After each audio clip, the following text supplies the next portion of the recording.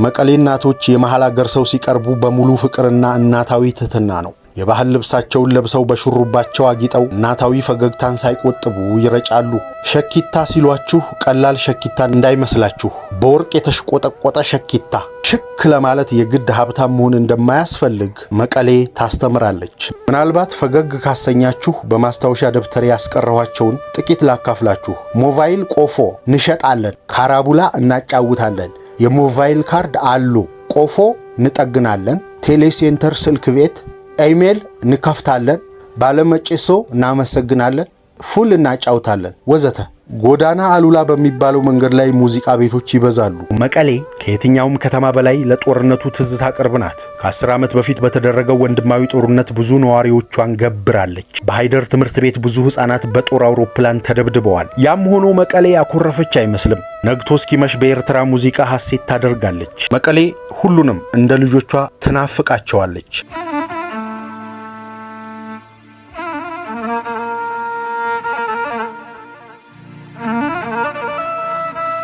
ጤና ይስጥልን ሀብል ተረክቤ ከመሐመድ ሳልማን ፒያሳ መሐሙድ ጋር ጠብቂኝ ከሚለው መጽሐፉ አደይ መቀሌ የተሰኘውን የጉዞ ማስታወሻ እንዲህ አቅርበንላችኋል። አብራችሁ እንድትቆዩ እንጋብዛለን። ይህም ቪዲዮ እየተከታተላችሁ ያላችሁ ቤተሰቦች ቻናሉን ሰብስክራይብ በማድረግ እንድታበረቱን በፍቅርና በአክብሮት እየጠየቅን ነው። ስለምታደርጉልን ሁሉ ከወዲሁ እናመሰግናለን።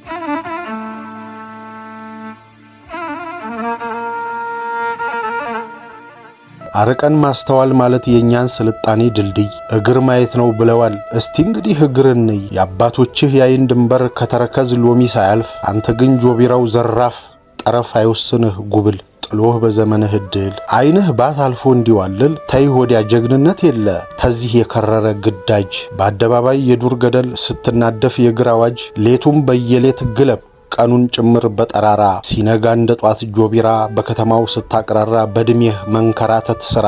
እስቲ ደግሞ አራዳ ወጥተህ በከተማው አደባባይ ያንዷን ክንዷ ዳሌና ባት እግሯን ከግር ጋር አስተያይ።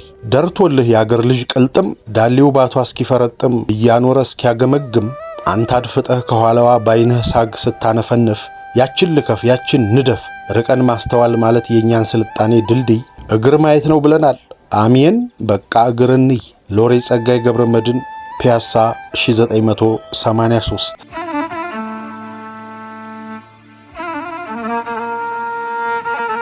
ለማዘወትረው የመቀሌ ጉዞ ምርጫዬ ሰላም ባስ ነው። እዚህ ባስ ውስጥ ስገባ መቀሌ የገባው ያህል ስለሚሰማኝ ይሆናል የምመርጠው። በእርግጥም አውቶቡሱ እንዲሰማኝ የሚያደርጉ ብዙ ግብአቶችን ተጎናጽፏል። በውስጡ የተንጠለጠሉት መንታ ቴሌቪዥኖች ገና ከማለዳው ለስላሳ የትግርኛ ዜማዎችን ማስኮንኮም ይጀምራሉ። የኤርትራ ዜማዎች ይደጋገማሉ። ከኤርትራ ጋር ተኮራርፈን የለም እንዴ ቢሉ መልስ አያገኙም። ከኤርትራ ጋር በባድመ እንጂ በሙዚቃ አልተዋጋንማ። የትግርኛና ኤርትራ ዜማዎች ጭብጣቸው በአመዛኙ ተመሳሳይ ነው። ጦርነትና ትጥቅ ትግል፣ ነጻነትና ጀግንነት፣ እንዲያም ሆኖ የፍቅር ዜማን ያህል ያዝናናሉ። ቁርስ ላይ ተጓዦች እጅ የምታስቆረጥም የትግራይ አምባሻ ህብሽቲ ከክፍያ ነጻ ይጋበዛሉ። ይሄን ለቋንቋው ባዕድ ቢሆኑም አንድ ቁልፍ ቃል በትግርኛ ጣል ማድረግ ይጠበቅብዎታል። የቀኒ የለይ ይላሉ። አመሰግናለሁ እንደማለት።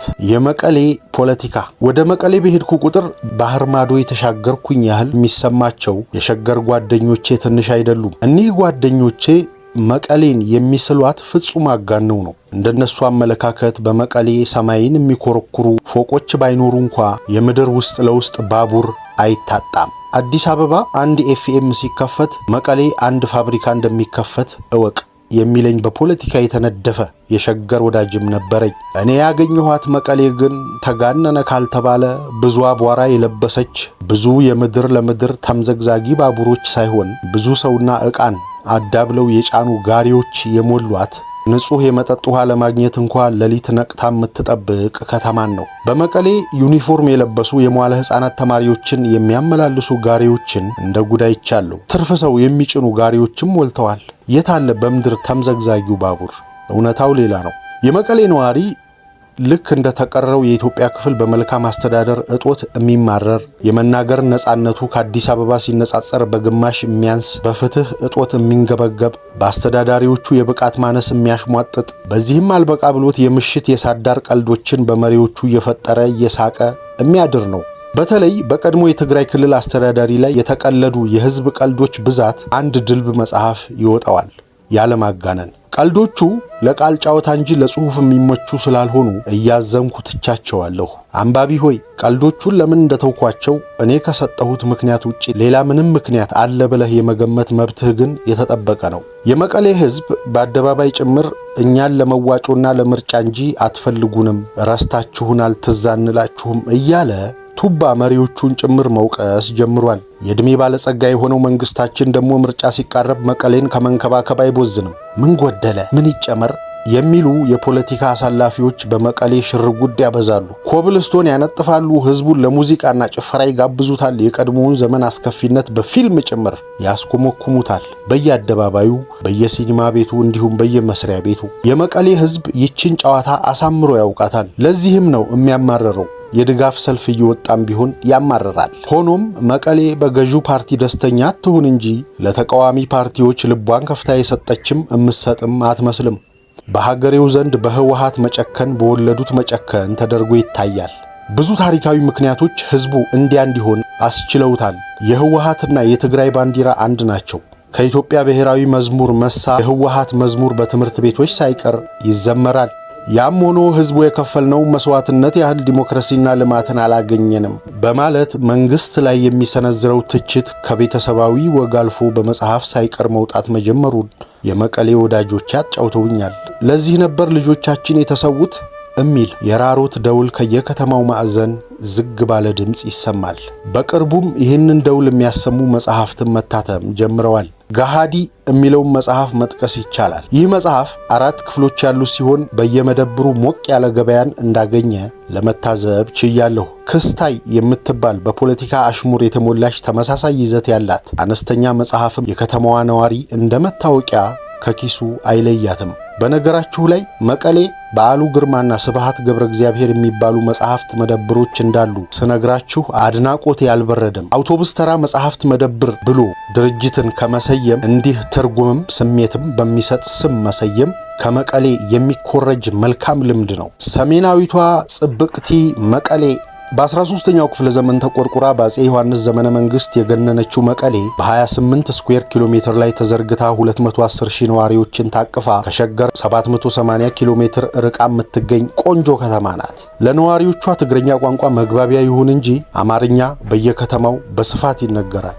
ከሁለት ቋንቋዎች ቤተሰባዊነት የተነሳ ትግርኛ ትንሽ መስማት የማይችል አማርኛ ተናጋሪ ሊኖር አይችልም። አማርኛን የሚሞክሩ ነዋሪዎችም በሽ ናቸው። የመቀሌ ሰፈሮች ስማቸው ከትግርኛ ቁጥር ጋር ይያያዛል። ብዙዎቹም የሚጠሩት በቀበሌ ቁጥራቸው ነው። 0 ሃደ 0 ክልተ እያለ ይቀጥላል። ከዚህ ሌላ አዲ ሐቂ፣ አዲ ሐውሲ፣ አይድር፣ ሐውልቲ የሚባሉ ሰፈሮች አሉ። ሐውልቲ የሚባለው ሰፈር አዲስ አበባ ሲኤምሲ ከሚባለው ሰፈር ጋር ሊመሳሰል ይችላል። ዘመናዊ ቪላ ቤቶች በብዛት ያሉበትና በፍጥነት እየተስፋፋ የመጣ የከተማዋ ክፍል ነው። በዚህ ሰፈር ልብን ወከክ የሚያደርጉ ዘመናዊ መኖሪያ ቤቶች ይገኛሉ። በዚህ ሰፈር የሚታዩት ዘመነኛ ቤቶች በአመዛኙ ባህር ማዶ የሚኖሩ የማህፀኗ ፍሬዎች አንድ ቀን ስመለስ ብለው የሚገነቧቸው እንደሆኑ ተነግሮኛል። በእነዚህ ዘመናዊና ሰፋፊ ቤቶች ውስጥ የቤቱ ባለቤት በባትሪ ቢፈለግም አይገኝም። በሩቅ ዘመድ ነው ቤቶቹ የሚተዳደሩት። መኖሪያ ቤቶቹ በስደት ለዓመታት በተንከራተቱ የትግራይ ልጆች የተሰሩ ናቸው ቢባልም የሀገሬው ሰው ግን ይህን ሰፈር ሙስና ሰፈር እያለ ከመጥራት አልቦዘነም። አለላችሁ ደግሞ ገረብ ቡቡ የሚባል ሰፈር ኮረብታ ላይ ያለ ትንፋሽ የሚቆርጥ እይታ ያለው ሰፈር ነው። በዚህ ስፍራ ማንም አልሰፈረበትም ነበር። ከዕለታት አንድ ቀን የመቀሌ ሕዝብ ከእንቅልፉ ሲነሳ ግን በዚህ ውብ ኮረብታ ላይ ቪላ ቤቶች በቅለው አየ። እኚህም ቪላ ቤቶች ማን ኮትኩቶ በመቼው አጸደቃቸው ብሎ ሕዝቡ ቢጠይቅ ከቪላ ቤቶቹ ጀርባ ሹማምንቶቹን አየ። ይሄኔ ሕዝቡ ክፉኛ አጉረመረመ። አቶ መለስ ተጠሩ። የትግራይ ሹማምንትን ምን ነካችሁ ሲሉም ገለጹ። የሚገርማችሁ ሹማምንቶቹ ለአቶ መለስም በእጅ አላሏቸውም።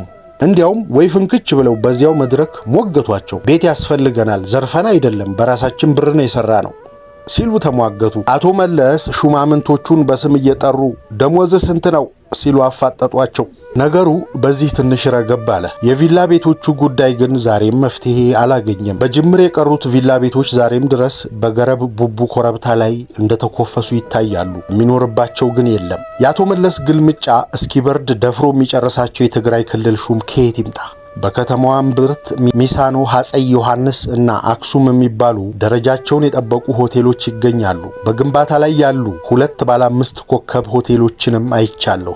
በከተማዋ ሰሜንና ደቡብ ኮረብታ ላይ አብርሃ ካስልና ሂልቶፕስ የሚባሉ የከተማዋን ገጽታ ወለል አድርገው የሚያሳዩ መዝናኛ ሆቴሎች ይገኛሉ።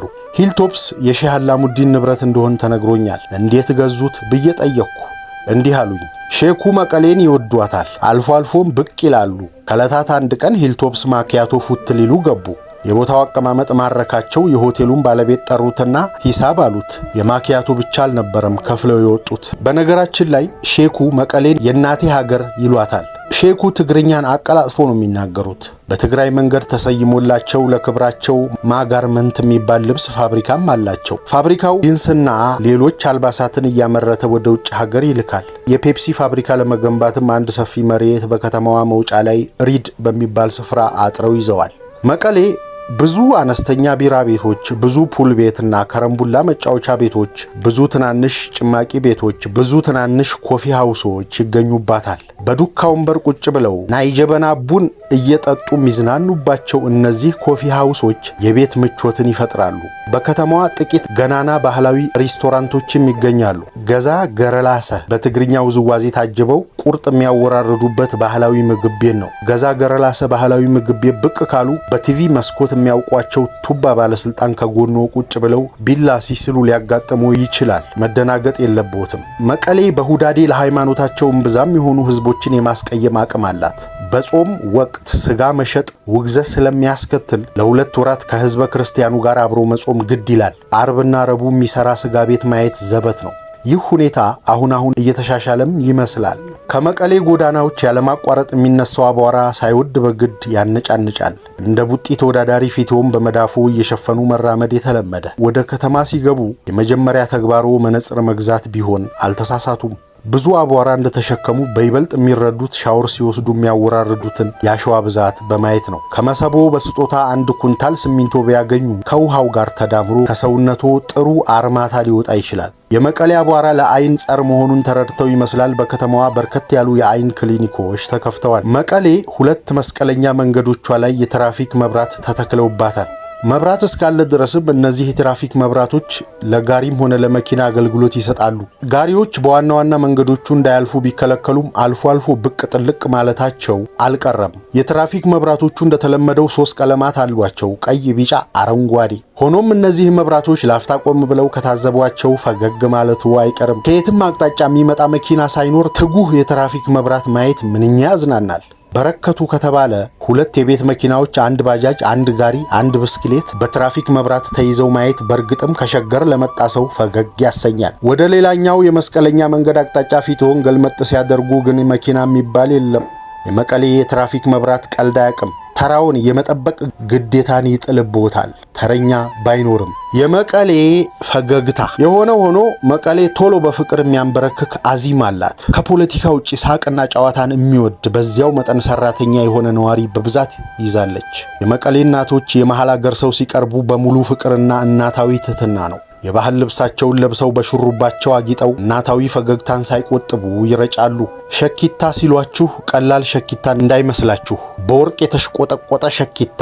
ሽክ ለማለት የግድ ሀብታም መሆን እንደማያስፈልግ መቀሌ ታስተምራለች። የአንድ ቢሮ የጽዳት ሰራተኛ አሉሎ የሚያካክሉ ወርቆችን በጆሮዎቿና በሹሩባዋ አናት ላይ አድርጋ ለማየት ከፈቀዳችሁ በቅርብ የሚገኝ ማንኛውም መስሪያ ቤት ጎራ ማለት ብቻ በቂ ነው። ከመቀሌ አሳዛኝ ገጽታዎች መሃል በብረታዊ ቃልሲ ብዙ ቤተሰቦች ብዙ ልጆችን ማጣታቸው ነው። በየጎዳናው አንጀት የሚበሉ ህፃናትን ይዘው ያደፉ የባህል ቀሚስ ለብሰው በሹሩባ አጊጠው የሚታዩ እድሜና ችግር ያስጎነበሳቸው ነዳያን በብዛት ይታያሉ። ያም ሆኖ ፈገግታቸው ያንን መራር ዘመንና ይሄን መራር ኑሮ የማስረሳት አንዳች ኃይል አለው። እንግዳ ሰው በመቀሌ እናቶች ቶሎ የመማረክ እድሉ ሰፊ ነው። መቀሌ ተባባሪ ህዝብ የሚበዛባት ሀገር ናት። ለምሳሌ አቅጣጫ ቢጠይቁ የአዲስ አበባ ሰው በዚህ ጋር ታጠፍ ከማለት ውጪ እምብዛም ላይተባበርህ ይችላል። የመቀሌ ሰው ግን የፈለጉበት ስፍራ ይዞት ይሄዳል እንጂ ለመንገድ አሳልፎ አይሰጠውትም።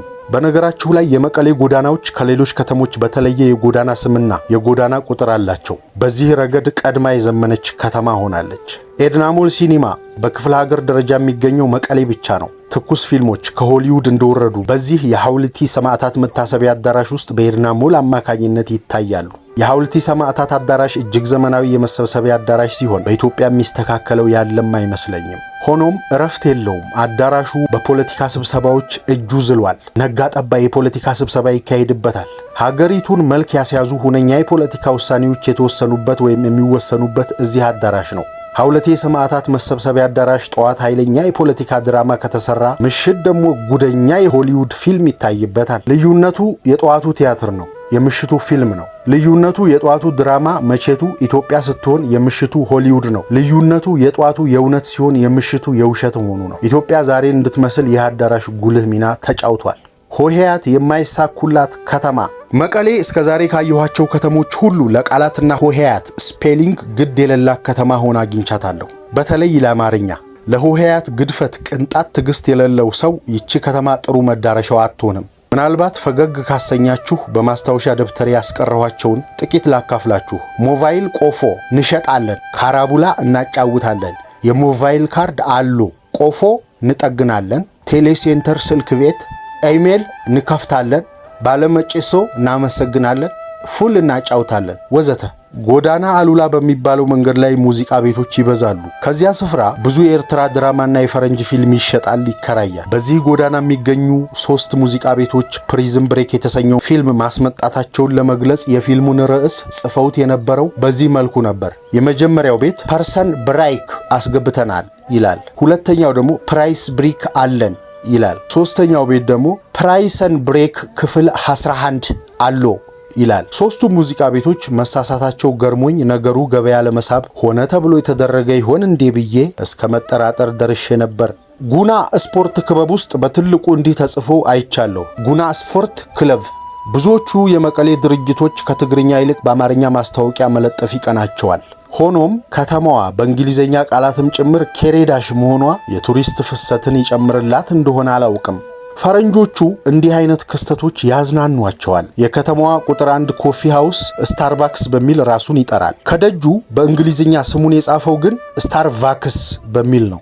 ሬስቶራንት የተሰኘው ቃል በትክክል የተጻፈበትን ቤት በከተማዋ ማግኘት ልክ የቧንቧ ውሃን በከተማዋ አንድ ማግኘት አዳጋሽ ነው። በነገራችሁ ላይ የመቀሌ ቧንቧ ጠብ የሚል ውሃ የለም። ብዙ ሰፈሮች የቧንቧ ውሃ የሚያገኙት በወራት ፈረቃ ነው። ቧንቧዎቹ ውሃ ሲያፈሱም ጨዋማ ስለሚሆኑ የመቀሌ ውሃ ለእንግዳ ሰው ብዙም አይመከርም። ወደ ሆሄያት ግድፈት እንመለስ። የሚቀመስ ለማግኘት ሀበሻ ጆይፉል ቪሌጅ የተባለ ምግብ ቤት ገባሁ። ሜኑ ቀረበልኝ። 27 የሚሆኑ የምግብ ዝርዝሮች ተጽፈዋል በእንግሊዝኛና በአማርኛ። 21ዱ ላይ የሆሄ ግድፈት አግኝቼበታለሁ። ጥቂቶቹን እንሆ። የአታክልቲ ሹርባ፣ የአታክልት ሾርባ ለማለት ነው። ሽሮ ፈሴስ፣ ሽሮ ፈሰስ ለማለት ነው። አሳ ጥበስ፣ አሳ ጥብስ ለማለት ነው። ደሮ ጠበስ፣ ዶሮ ጥብስ ለማለት ነው። ስቲክ፣ ስቴክ ለማለት ነው።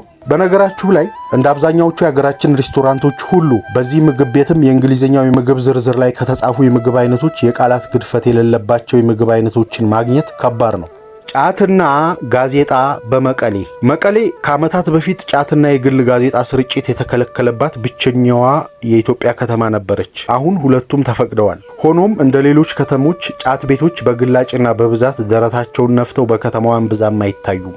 የግል ጋዜጦች ግን በሽ ናቸው። ብዙዎቹ የቅዳሜ ጋዜጦች መቀሌ የሚደርሱት ዘውትር ሰኞ ነው። በአዲስ አበባ ብዙ ተነባቢ ያልሆኑትን አዲስ ዘመንና ኢትዮጵያ ሄራልድ እንዲሁም ዘመን መጽሔት በመቀሌ የተሻለ አንባቢ እንዳላቸው ተገንዝቤያለሁ። በአዲስ አበባ ዳቦ ቤቶች የማየውን አዲስ ዘመን በመቀሌ ጸጉር ቤቶች አይቸው ተደምሜያለሁ።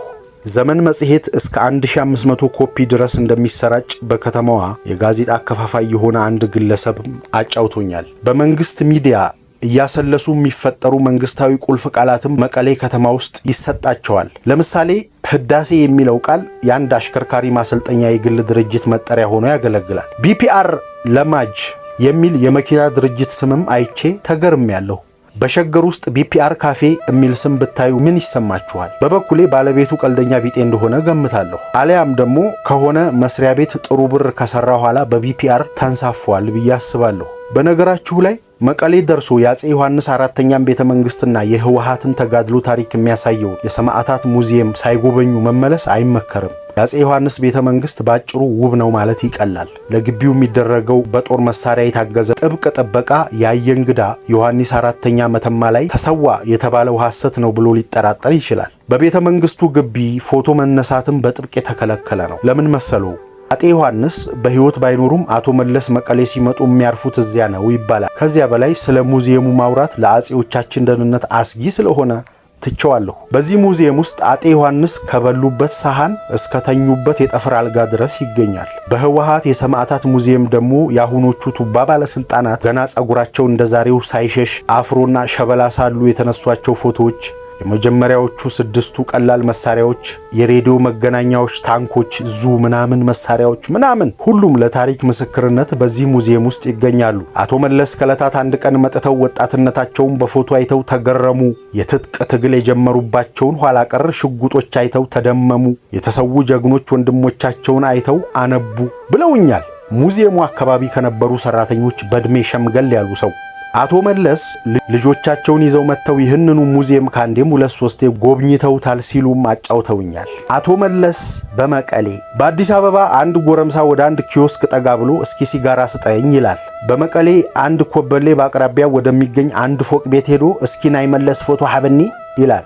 ሁለቱም የጠየቁትን ያገኛሉ። በመቀሌ አንድ የአቶ መለስ ዜናዊ ጉርድ ፎቶ ከ2 ዓመት በፊት በ1 ብር ከ50 ሳንቲም ይሸጥ ነበር። አሁን ኑሮ ተወደደና 3 ብር ገብቷል። ፎቶው ላይ ያሉት ሰውዬ ግን ለኑሮ ውድነቱ ተጠያቂ አይደረጉም። አቶ መለስ በመቀሌ ተወዳጅና በሽበሽ ናቸው። የትም ይገኛሉ። ነዋሪው ሲወጣ ሲገባ ያያቸዋል፣ ያደንቃቸዋል፣ ኑርልን፣ እንወድሃለን ይላቸዋል። ለምሳሌ መቀሌ ውስጥ የእሳቸውን አንድ ፎቶ ያለጠፈ ፎቶ ቤት ማግኘት ዘበት ነው። በፎቶ ቤቶቹ እየተገላለጡና እየተሽኮረመሙ ፎቶ የተነሱ የትግራይ ውብ ሞዴሎች ፎቶዎቻቸው በፍሬም እየተደረገ ደጅ ይሰቀልላቸዋል። አቶ መለስ በእነዚህ ውብ ሞዴሎች መሃል ድንገት ሾልከው ይገባሉ በቆረጣ።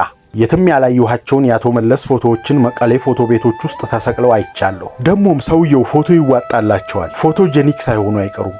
የመቀሌ ህዝብ ባይኑና በመለስ እንዲመጡበት አይሻም። ሰውየው በመቀሌ ከፍተኛ ተክለ ስብናን ገንብተዋል። ሬስቶራንቶች፣ መዝናኛዎች፣ ቢሮዎች፣ መኪናዎች ሰውየውን ፎቶ በመስቀል ፍቅራቸውን ይገልጹላቸዋል። አንድ ቀን አብርሃ ካስል በሚባለው አካባቢ ከሚገኝ ሞርኒንግ ካፌ ተብሎ ከሚጠራ አንድ ሸጋ ካፌ ታደምኩ። ዘመናዊ ካፌ ነው።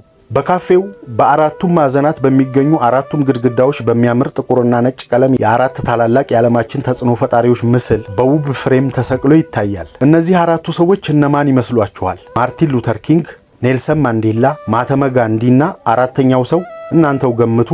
የኛው አቶ መለስ ዜናዊ ናቸው። መቀሌ ለአቶ መለስ ክብር ስትል ዜማም አበርክታለች። ወዲ አፍሮ የተባለ የትግረኛ ዜማ አቀንቃኝ ብርኒ ሂጎ የተሰኘ የውዳሴ ዜማ ለአቶ መለስ ዘፍኖላቸዋል። በዚህ ዜማ አቶ መለስ ራሳቸው በሐውልቲ አዳራሽ ነጠላ ጣፍተው ድንቅ ተወዛዋዥ እንደሆኑ አስመስክረውበታል። ይህንን ዜማ ተከትሎ ብርሃኒጎ የሚለው ቃል በመቀሌና በመላው ትግራይ ተወዳጅነትን በማትረፉ ብርሃኒጎ የሚሉ የአቶ መለስ ምስሎች የታተሙባቸው ስቲከሮች በባጃጆች ሳይቀር ተሰራጭተዋል። ቲሸርቶችም ተበትነዋል። በመቀሌ የቀን መቁጠሪያ ካሌንደር ሲስተም የአቶ መለስ ምስል ይዞ ነው። የመላእክት ሞዴል እያዞሩ የሚሸጡ ትንንሽ ልጆች የአቶ መለስ ምስል ብትጠይቋቸው ይሸጡላችኋል። በነገራችሁ ላይ ብርሃኒጎ ማለት የመስቀል ወፍ እንደማለት ነው። እንደ አቶ መለስ ሁሉን ያሟላ ሰው በዘመን አንድ ቢገኝ ነው እንደማለት። የጎዳና ላይ በረሮች መቀሌ ከጋሪዎች ባሻገር ከጥቂት ዓመታት በፊት በመጡ ባጃጅ ታክሲዎች ወረራ የተፈጸመባት ከተማ ናት። በየአቅጣጫው የሚከንፉት ባጃጆች ትዕግስት የሚባል ነገር አልፈጠረባቸውም። በየመንገዱ ዳር የሚለማመኑ አዛውንቶችን ይገጫሉ። ውቃቢ ያለባቸው መሰል ካልገጩ ሄደው ፍንግል ይላሉ ባጃጆቹ። ተሳፋሪን ቀድሞ ለመጥለፍ አቅላቸውን ይስታሉ። ድንገት በአንደኛው የመቀሌ ጎዳና ሽር እያሉ ትንፋሽ ለመውሰድ ቆም ካሉ አንድ ባጃጅ ከፊቶ ይቆምና እተው ይልዎታል። ይግቡ ማለቱ ነው። አይ መቆም ፈልጌ ነው ቢሉትም ይተው እሞጣጣው ይበሉ ይልዎታል። ግድ የለም ይግቡና ይቁሙ እንደማለት ነው። እንደ ወያላም እንደ ባሉካም እንደ ሾፌርም የሚሰራቸው ባለባጃጆች በከተማዋ የነበሩ ሚኒባስ ታክሲዎችን ከጨዋታ ውጭ ለማድረግ ጊዜ ያልወሰደባቸውም። በተለይ 10 ተሽሙንተ በሚባለው ሰፈር ባጃጆች ስለነገሱበት ታክሲ ዝር አይልም። ባጃጆችን ከዚህ አካባቢ ከሚገኝ ኮረብታ ላይ ሆነው ቢመለከቷቸው በመቀሌ የበረሮ ማራቶን እየተካሄደ ሊመስል ይችላል። በነገራችሁ ላይ ይህ ሰፈር በትግራይ ተወዳጅ ስፖርት የሆነው የብስክሌት ስፖርት ውድድር በማስተናገድ ይታወቃል። የመቀሌ ላዳ ታክሲዎች የተጋነነ ዋጋ በመጥራት ይታወቃሉ። ለምሳሌ ካሉላ አባ ነጋ አየር ማረፊያ ወደ መሃል ከተማ ለመግባት ፈልገው ኮንትራት ታክሲ ለመያዝ ፈቀዱ እንበል። ከ30 እስከ 40 ብር ሊጠየቁ ይችላሉ። ሾፌሩ ግን ሌሎች 3 የእርስዎን ያህል ብር የሚከፍሉ ተሳፋሪዎችን ፍለጋ ላይ ነው።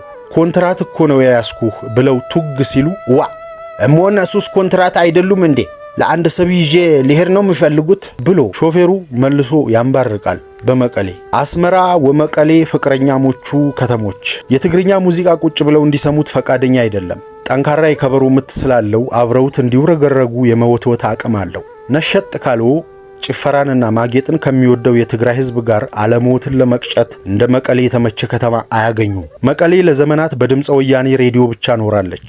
ከድል በፊትም ከድል በኋላም 20 ዓመታትን ዘግይታም ቢሆን በቅርቡ አዳዲስ ኤፍኤሞች ተከፍተውላት እየተሽሞነሞነች እየተምነሸነሸች ትገኛለች። ዲጂዎቿ ከኤፍኤሞቿ ስቱዲዮዎች የትግርኛ ሙዚቃዎችን ያለረፍት ስለሚለቁ በሚዘዋወሩበት ስፍራ ሁሉ ሙዚቃ ይነቀንቆታል። በዚያ ላይ የሙዚቃው ምት ጠንከር ያለ በመሆኑ በአረማመዶ ላይ ሁሉ ተጽዕኖ የመፍጠር አቅም አለው። ክብ እየሰሩ በትግርኛ ሙዚቃ መምነሽነሽ ምንኛ ደስ ይላል። ይህ አጨፋፈር በአገሬው ትልሂት በመባል ይታወቃል። ከአስመራ በ280 ኪሎ ሜትር ርቀት ላይ የምትገኘው መቀሌ ከየትኛውም ከተማ በላይ ለጦርነቱ ትዝታ ቅርብ ናት። ከ10 ዓመት በፊት በተደረገው ወንድማዊ ጦርነት ብዙ ነዋሪዎቿን ገብራለች። በሃይደር ትምህርት ቤት ብዙ ሕፃናት በጦር አውሮፕላን ተደብድበዋል። ያም ሆኖ መቀሌ ያኮረፈች አይመስልም። ነግቶ እስኪመሽ በኤርትራ ሙዚቃ ሐሴት ታደርጋለች። በእረፍት ቀናትም በኤርትራ ድራማዎች ትጨሳለች። የሸገር ልጆች ለፕሪሚየር ሊግ በየስፖርት ካፌው ሲኮለኮሉ የመቀሌ ልጆች ለኤርትራ ድራማዎች ዲሽ ቤቶችን ያጣብባሉ። እና አብርሃም አፈወርቂ፣ የማነ ባሪያ፣ ኤልሳ ኪዳን፣ ሄለን መለስ የኤርትራ ሙዚቀኞች ብቻ አይደሉም። መቀሌ ሁሉንም እንደ ልጆቿ ትናፍቃቸዋለች። አንዳንድ ጊዜ አስመራም ለመቀሌ ተመሳሳይ ናፍቆት ታሳይ ይሆን ብዬ ራሴን ጠይቃለሁ። የዚህም መልስ ለማግኘት ግን ዳህላክ ላይ ቤት መስራት ሳያስፈልግ አይቀርም።